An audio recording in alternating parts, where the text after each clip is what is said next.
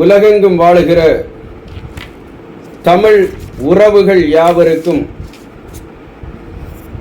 என்றும் எடப்பாடியார் YouTube channel வாயிலாக உங்கள் நாஞ்சில் டொமினிக் எனது இதயம் கனிந்த வாழ்த்துக்களையும் வணக்கங்களையும் தெரிவித்துக் கொள்வதில் நான் மட்டற்ற மகிழ்ச்சி அடைகிறேன்.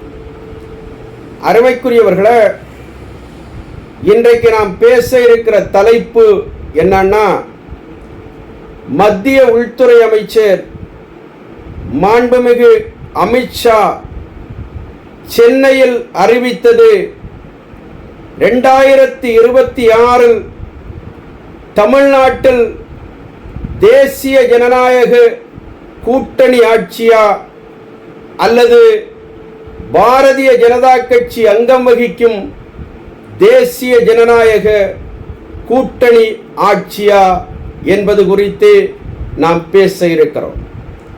அருமைக்குரியவர்களே, கடந்த ஏப்ரல் திங்கள் 10ஆம் தேதி தமிழ்நாட்டுக்கு விஜயம் செய்த மத்திய உள்துறை அமைச்சர் மரியாதைக்குரிய அமித்ஷா அவர்கள் 11ஆம் தேதி தான் தங்கியிருந்த ஹோட்டலில் ஒரு பத்திரிகையாளர்கள் சந்திப்பு நிகழ்ச்சிக்கு ஏற்பாடு செய்து அந்த பத்திரிகையாளர் சந்திப்பு நிகழ்ச்சியில தன்னோடு அனைத்திந்திய அண்ணா திராவிட முன்னேற்ற கழகத்தினுடைய பொதுச் செயலாளர் புரட்சி தமிழர் அண்ணன் எடப்பாடியார் அவர்களை உடன் வைத்துக் கொண்டு சில பல அறிவிப்புகளை அவர் வெளியிட்டார்.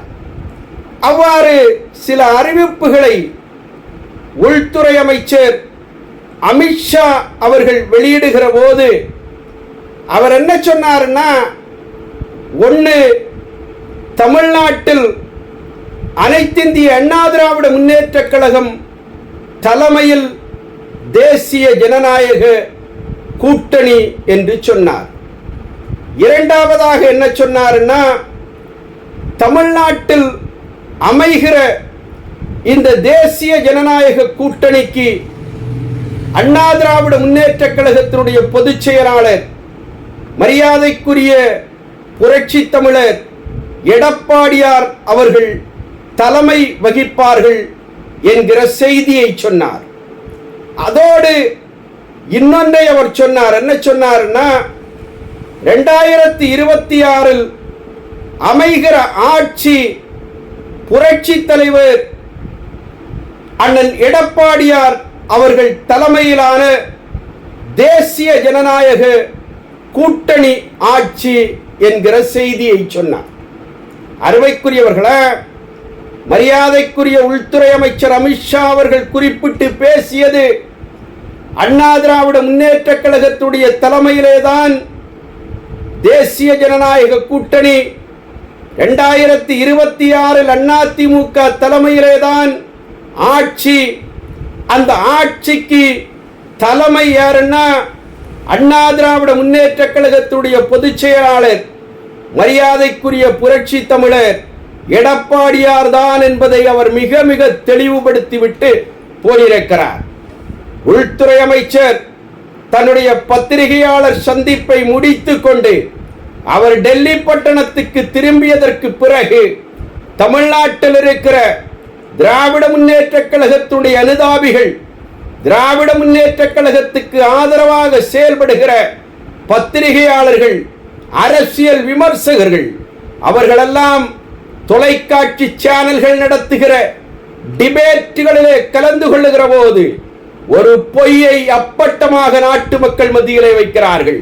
என்ன பேசுறாங்கன்னா, உள்துறை அமைச்சர் அமித்ஷா அவர்கள் தமிழ்நாட்டில் 2026 தேசிய ஜனநாயக கூட்டணி ஆட்சி அமைக்கும், அந்த ஆட்சியில பாரதிய ஜனதா கட்சி பங்கு பெறும், பாரதிய ஜனதா கட்சிக்கு 2 அமைச்சர்களை தருவதற்கு அதிமுக ஒத்துக்கொண்டது என்பது போன்ற செய்திகளை எல்லாம் அந்த டிபேட்கள் மூலமாக இந்த நாட்டு மக்கள் மத்தியிலே ஒரு குழப்பத்தை, குழப்பமான சூழலை இந்த அரசியல் விமர்சகர்கள் இன்றைக்கு அரசியல் களத்திலே ஏற்படுத்தி கொண்டிருக்கிறார்கள். இப்படி பேசுகிறவர்களுக்கு நான் தயவு கூர்ந்து ஒன்றை சுட்டிக்காட்ட விரும்புகிறேன்.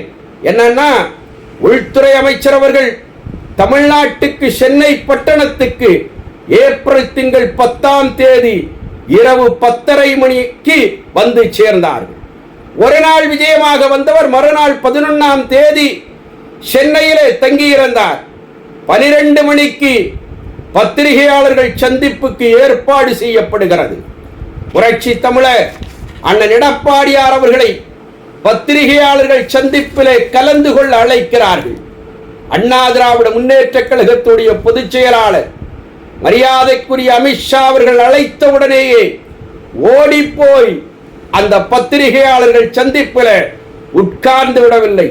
புரட்சி தமிழர் எடப்பாடியார் அவர்களுடைய தரப்பில் சில காரியங்கள் குறித்த கோரிக்கைகள் மரியாதைக்குரிய அமித்ஷா அவர்களுக்கு முன்னாலே வைக்கப்பட்டது. அப்படி வைக்கப்பட்ட முதல் கோரிக்கை என்னன்னா, தமிழ்நாடு பாஜகவினுடைய தலைவர் மரியாதைக்குரிய அண்ணாமலை அவர்களை அந்த பொறுப்பிலே இருந்து நீக்க வேண்டும் என்பதான கோரிக்கை. இரண்டாவது கோரிக்கை என்னன்னா, பாரதிய ஜனதா கட்சி தமிழ்நாட்டில் அதிமுக தலைமையிலே தான் கூட்டணி என்கிற அறிவிப்பை பகிரங்கமாக வெளியிட வேண்டும். தமிழ்நாட்டில் அமைய இருக்கிற தேசிய ஜனநாயக கூட்டணிக்கு அண்ணா திராவிட முன்னேற்ற கழகத்தினுடைய பொதுச் செயலாளர் புரட்சி தமிழர் எடப்பாடியார் தான் முதலமைச்சர் வேட்பாளர் என்கிற அறிவிப்பை நீங்கள் நாட்டு மக்களுக்கு சொல்ல வேண்டும். மூன்றாவதாக என்ன சொன்னாங்கன்னா, தமிழ்நாட்டில் இருக்கிற அதிமுகவின் உள்கட்சி விவகாரத்தில் பாரதிய ஜனதா கட்சி தேவையில்லாமல் நுழையக்கூடாது, தலையிடக்கூடாது என்கிற 3 அம்ச கோரிக்கைகள் மத்திய பாஜகவுக்கு உள்துறை அமைச்சர் அமித்ஷா அவர்களுக்கு முன்னாலே வைக்கப்பட்டது. இந்த கோரிக்கைகள் ஏற்றுக்கொள்ளப்பட்டால் மட்டுமே பத்திரிகையாளர்கள் சந்திப்பில் அண்ணா திராவிட முன்னேற்ற கழகத்தின் பொதுச் செயலாளர் புரட்சி தமிழர் எழுச்சி தமிழர் எடப்பாடியார் கலந்து கொள்வார் என்கிற செய்தியும் சொல்லப்பட்டது. 11ஆம் தேதி பாரதிய ஜனதா கட்சியுடைய மாநில தலைவர் தேர்தலுக்கான வேட்புமனு தாக்கல் நடைபெறுகிறது. 12 மணி கடந்து 1 மணி ஆகிறது, 2 மணி ஆகிறது. பாஜக தரப்பிலிருந்து சொல்லப்படுகிறது, பாரதிய ஜனதா கட்சியுடைய மாநில தலைவருக்காக மரியாதைக்குரிய நயினார் நாகேந்திரன் மட்டுமே மனு தாக்கல் செய்திருக்கிறார். ஆக அண்ணாமலை மாற்றப்படுவது உறுதி, நயினார் நாகேந்திரன் தான் தமிழ்நாடு பாஜகவுக்கு தலைவர் என்கிற செய்தி சொல்லப்படுகிறது. புரட்சி தமிழர் எடப்பாடியார் கூட்டத்திலே உடனடியாக வந்து கலந்து கொண்டாரா என்று கேட்டால் கிடையாது. 4 மணிக்கு மனு தாக்கல் நிறைவு பெறுகிறது.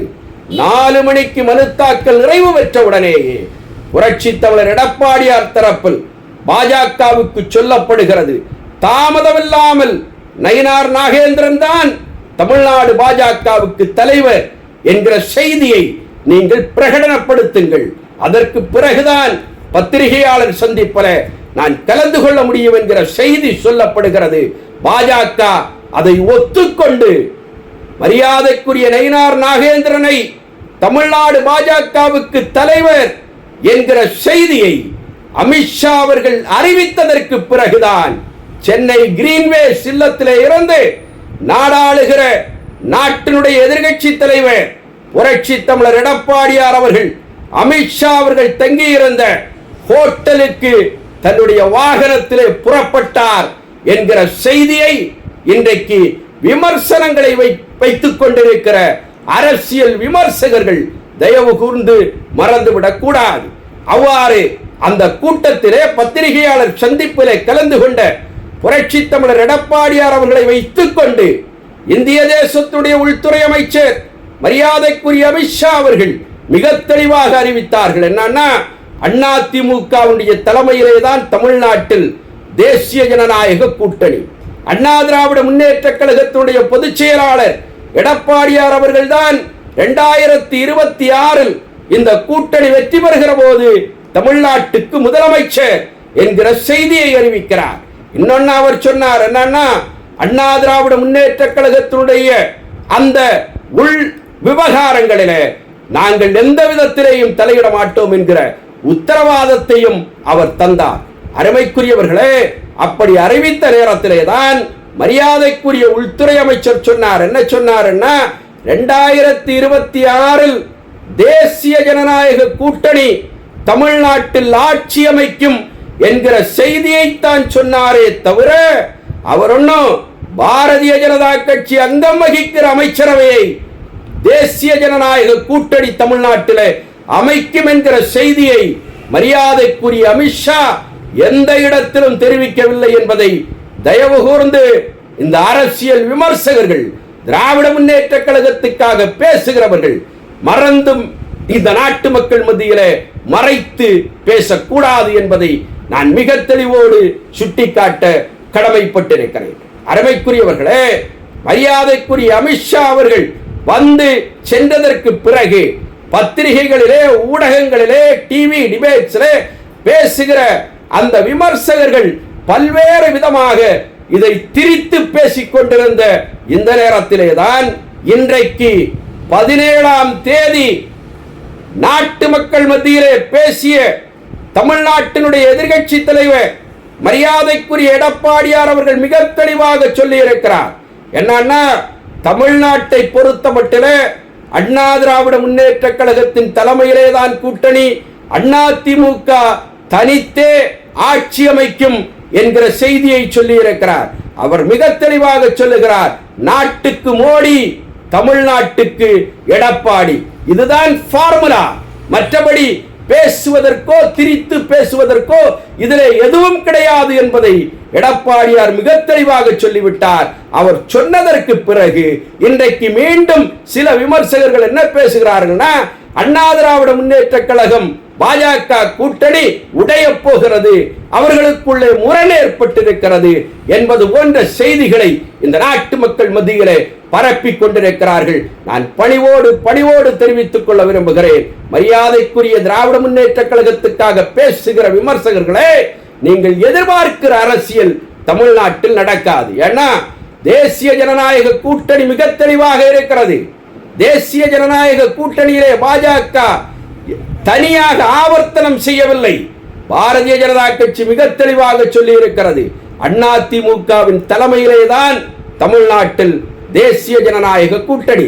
இந்த கூட்டணி வெற்றி பெறுகிற போது தமிழ்நாட்டின் முதலமைச்சர் மரியாதைக்குரிய புரட்சி தமிழர் எடப்பாடியார் தான் என்பதை அவர்கள் மிக தெளிவாக சொல்லி இருக்கிறார்கள். எந்த இடத்திலேயும் கூட்டணியிலே பாஜக அங்கம் பெறும் என்கிற செய்தியை பாரதிய ஜனதா கட்சியுடைய தலைமை எந்த இடத்திலும் அறிவிக்கவில்லை. அதை அதிமுக எந்த இடத்திலும் ஒத்துக்கொள்ளவும் இல்லை என்பதை இன்றைக்கு எங்களுடைய பொதுச் செயலாளர் புரட்சி தமிழர் எடப்பாடியார் அவர்கள் நாட்டு மக்களுக்கு மிக தெளிவாக இன்றைக்கு தெளிவுபடுத்தி இருக்கிறார். ஆக தமிழ்நாட்டை பொறுத்தமட்டில் 2026ஆம் ஆண்டு நாடாளுகிற திராவிட முன்னேற்ற கழகத்தினுடைய மக்கள் விரோத அரசாங்கம் அப்புறப்படுத்தப்படுவது உறுதியாகிவிட்டது. ஆக இதை பொறுத்து கொள்ள முடியாத திமுக இன்றைக்கு பாஜக அதிமுக உறவு குறித்து, நட்பு குறித்து, கூட்டணி குறித்து தேவையில்லாத விமர்சனங்களை எல்லாம் எடுத்து வைத்துக் கொண்டிருக்கிறது. ஆக இது ஒட்டுமொத்தமாக திமுகவுக்கு ஏற்பட்டிருக்கிற பயத்தின் வெளிப்பாடாகத்தான் இருக்கிறது என்பதை நாடு மறந்துவிடக் கூடாது என்பதை நான் பணிவோடு தெரிவித்துக் கொண்டு, பாரதிய ஜனதா கட்சியை பொறுத்தமட்டிலே மிக தெளிவாக இருக்கிறது. தமிழ்நாட்டை ஆளுகிற திராவிட முன்னேற்ற கழகம் ஆட்சி அதிகாரத்திலிருந்து அப்புறப்படுத்தப்பட வேண்டும் என்பதில் இன்றைக்கு பாஜக தெளிவாக இருக்கிறது. அந்த தெளிவோடுதான் அது அதிமுகவோடு கரம் கோர்த்திருக்கிறது. புரட்சி தமிழர், எழுச்சி தமிழர் எடப்பாடியார் தான் 2026 நாடாளப் போகிற முதலமைச்சர் என்பதை ஒத்துக்கொண்டு இன்றைக்கு தேசிய ஜனநாயக கூட்டணி அமைக்கப்பட்டிருக்கிறது என்பதை நாட்டு மக்கள் தயவு கூர்ந்து ஞாபகத்தில் வைத்துக் கொள்ள வேண்டும். நாடாளுகிற மக்கள் விரோத அரசாங்கத்துக்கு முடிவு கட்டுவோம். அதிமுக தலைமையில் மக்கள் எதிர்பார்க்கிற நல்லாட்சி அமைய பாடுபடுவோம், ஒன்றுபடுவோம், வென்று காட்டுவோம். செவிமடுத்த நல்லுள்ளம் படைத்த தோழர்களுக்கு நன்றி சொல்லி விடைபெறுகிறேன். அண்ணா நாமம் வாழ்க, புரட்சி தலைவர் நாமம் வாழ்க. நான் வணங்குகிற தெய்வம் புரட்சி தலைவி அம்மா புகழ் ஓங்குக. வாழ்க அண்ணன் எடப்பாடியார் புகழ். நன்றி, வணக்கம்.